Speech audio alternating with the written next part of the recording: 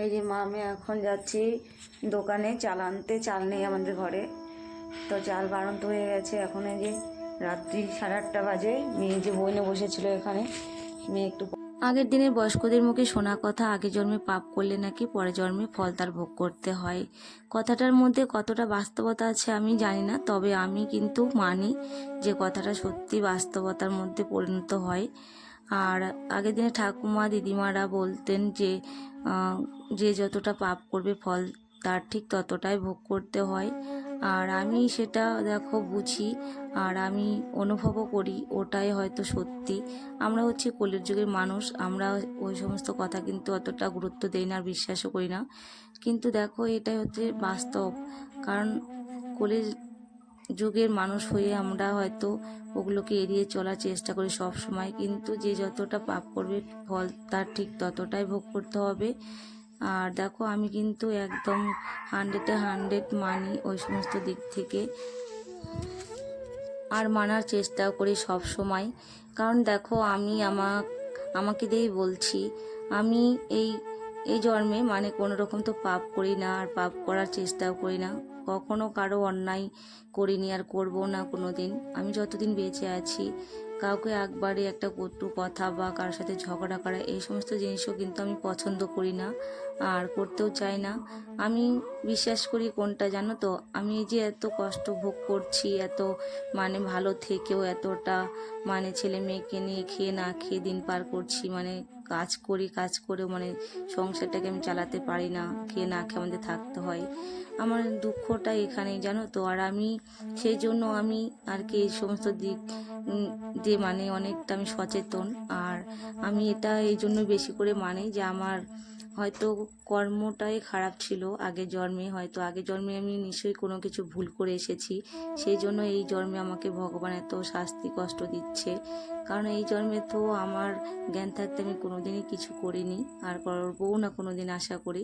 আগের জন্মে হয়তো করেছি, সেই জন্যই হয়তো ফলগুলো আমি এই জন্য পাচ্ছি। সেই জন্য তোমাদেরকেও বলছি যে তোমরা সবাই কিন্তু বাস্তবটাকে মানে মেনে চলার চেষ্টা করো। আমি কিন্তু তোমাদের জ্ঞান দিচ্ছি না, মানে আমার দিক থেকে আমি বলছি, আমি যতটা মানে বুঝি আমি আমার নিজের দিক থেকে, সেই জন্য তোমাদেরকে আমি একটু বললাম।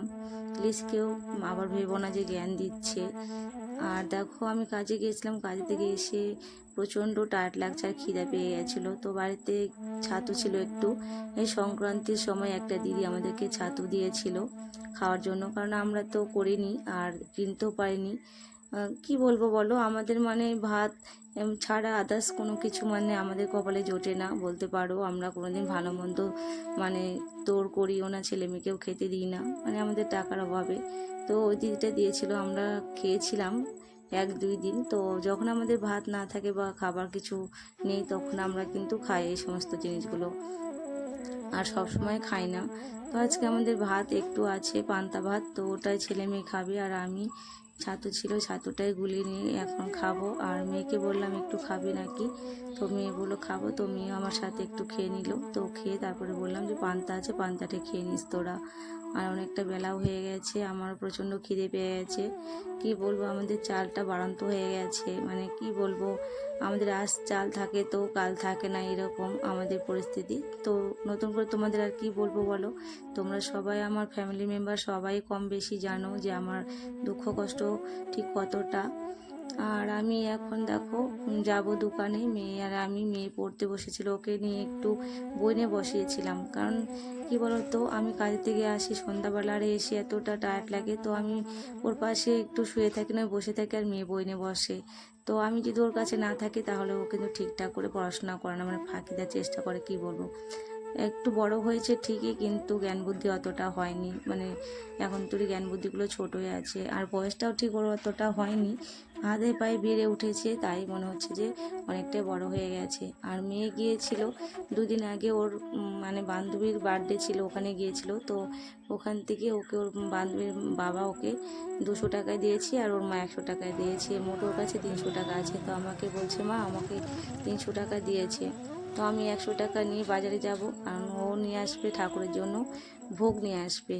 তো বলছে আমরা তো ঠাকুরকে ভোগ দিতে পারি না, তো আজকে আমি ঠাকুরের জন্য ভোগ নিয়ে আসবো, লাড্ডু নিয়ে আসবে ঠাকুরের জন্য। তো আমি বলছি ঠিক আছে, ভালো কথা। ঠাকুরকে তো আমরা সত্যি বলতে কোনো দিন ভোগ দিয়ে পুজো দেই না, শুধু ফুল জলটাই দেই। মেয়ের কথা শুনে কিন্তু আজকে আমি ভীষণ আনন্দ পেয়েছি, কারণ ভাবলাম আমার এতটুকু মেয়ে এত বড় জ্ঞান হয়ে গেছে। সত্যি কথা বলতে ঠাকুরকে ভোগ দিয়ে পুজো দিতে কিন্তু আমারও খুব ইচ্ছে হয়। শুধু ফুল জল দিয়ে যে পুজো দিই আমারও কিন্তু খুবই খারাপ লাগে আর কষ্ট লাগে। কিন্তু কি বলো তো, পরিস্থিতি আমাকে সাথ দেয় না, পরিস্থিতির জন্য আমি পারি না। সারাদিন কর্মের জন্য বাইরে বাইরে ছুটতে হয়, আর যতটুকু সময় পাই বাড়িতে আবার কর্ম করে তার মধ্যে একটু সময় বের করে ঠাকুরকে ওই যে ফুল জলটুকু দেই।